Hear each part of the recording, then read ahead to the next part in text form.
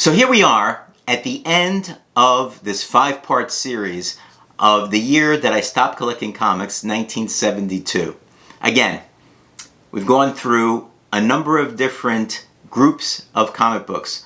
Marvel superheroes, DC superheroes, the war comics of the time, Jack Kirby's time at DC, and today this series comes to an end with no superheroes. Stay tuned for the video. Anachronic. Hi comic book fans, I'm Joe and welcome to Anachronic Comics. So in addition to superheroes and war comics and the Fourth World, a little bit of horror with Etrigan, we have a number of comic books that came out that some of them were comic books that started way back when and continued through at least the early 1970s. They did not involve superheroes per se, but it did involve things like science fiction and heroes that were well known to people at the time through 1930s, 40s, 50s, etc. So we're going to take a look at some of them, especially one significant one today. So we're going to start off with DC and two comic books that I have from the 1970s. This is From Beyond the Unknown, which I was a big science fiction fan. Matter of fact, in this library here, in that corner there, I still have a bunch of science fiction books that I got when I was a young man in the 1960s and 70s, such as the Foundation Trilogy, Dangerous Visions by Harlan Ellison, I, Robot, The Day of the Dolphin, a bunch of them from that time. I still have those books there because I really like them, and it's nice to reread them now and then. So From Beyond the Unknown started in 1969 and went through 1973 and was an anthology series. All right, and it reprinted science fiction stories from older titles, including Mystery in Space and Strange Adventures. It showcased works from the Golden Age as well as Silver Age, writers like Gardner Fox, Mike Sekowsky, Otto Binder, and Joe Kubert. All right, this is number 16 from May of 1972, and the cover, really good cover, is by Murphy Anderson. Okay. The other one I have from 1972 is number 18. All right, there it is, number 18, and it's a Mike Kaluta cover. All right. Okay, from there we go on to another, I just have one issue of this, but a book that was really kind of put together in order to have like sword and adventure type of things, kind of like Conan, I guess, and interplanetary adventures. And it was called Weird Worlds. And if you see, it says Tarzan Presents Weird Worlds. And if you take a look, you can see who's there. It's John Carter of Mars. So this was DC's adaptation of John Carter of Mars, specifically The Princess of Mars, which ran through a number of these issues. Unfortunately, I just have the one. Weird Worlds lasted from 1970 through 1974. Okay, and this is number 1 from September, and it's got a great cover by Joe Kubert. All right, you know, Joe Kubert did almost all of those war comic covers, terrific covers. Well, he did this cover as well. It continues stories also from Tarzan and from Korak, son of Tarzan, which are other issues that they have. So it was basically a split book that had Tarzan-like stories and had John Carter of Mars stories in it. Another one, and this was more kind of like the historical sense of Revolutionary War and that type of thing. But this one was Tomahawk. And if you see, it says there, Son of Tomahawk. Let's see, there we go. It says Son of Tomahawk, but it really was just Tomahawk, the title. They put Son up there. This ran from 1950 through 1972. This is number 140 right here. And this is the last issue, the last issue of Tomahawk. So it featured an 18th century frontier hero, Tom Hawk. So Tomahawk, right? He was a Revolutionary War scout, all right?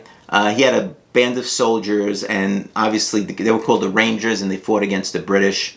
All right, and it was kind of like a Davy Crockett type of guy, although Davy Crockett was in the Spanish-American War, Mexican War rather, but he worked as a Revolutionary War spy. Miss Liberty was maybe chronologically the first female superhero, and an ancestor of the World War II, Liberty Bell, makes an appearance in this series as well. And the later series, as you see here, introduced Tomahawk's son, who was known as Hawk, son of Tomahawk. All right, so this was number 140 from June, which was the last issue of Tomahawk. All right, and the last set is one that I'm kind of happy that I have the first number of issues here, and that has to do with Tarzan. This is the DC version of Tarzan, and it continued the numbering system that Gold Key Comics and Dell Comics had. So, although it's the first DC issue, this was number 207 of Tarzan.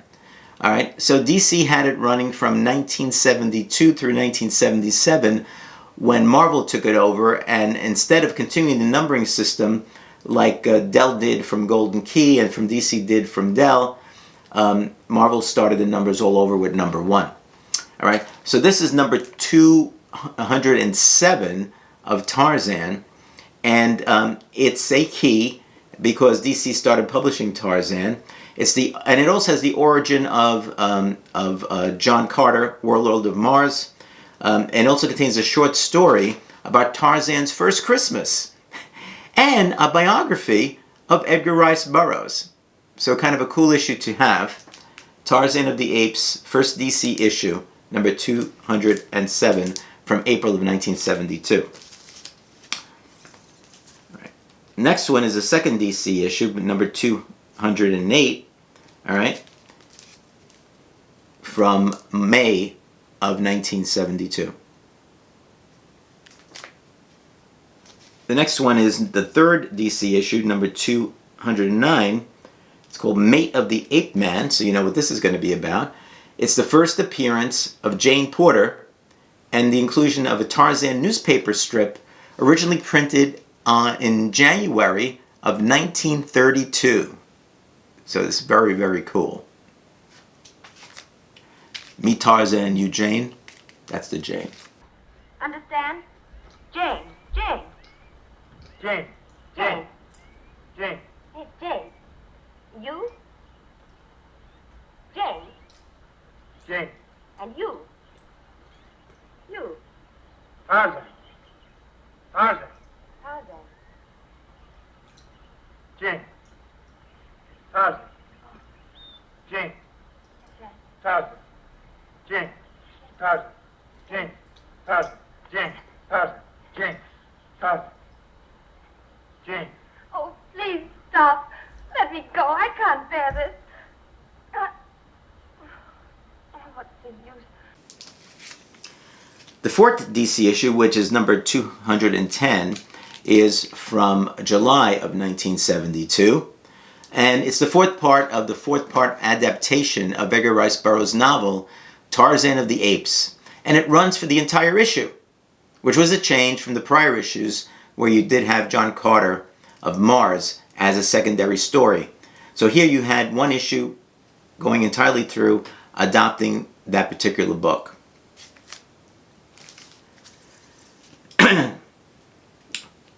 The fifth DC issue, number 211, you see they got rid of the DC stuff here and they just continue with the numbering, is from August of 1972. And it contains another comic strip from January of 1932 entitled Land of the Pygmies. And the last one I have is number 212 from September of 1972. Another book-length feature, The Captive. All right. And it also contains a brief history of the artists who have drawn Tarzan over the years. So this page highlights the first three that worked on the newspaper strips: Hal Foster, Rex Mason, and Bern Hogarth. So pretty cool from a historical perspective. So that ends this 5-part series of 1972, the year I stopped collecting comics. If you count all the comics I've shown you, there's probably close to 70 of them that I collected when I stopped around September, October, when I got the job teaching school and my whole point of view changed. Thanks for watching. Be well, and I'll see you soon.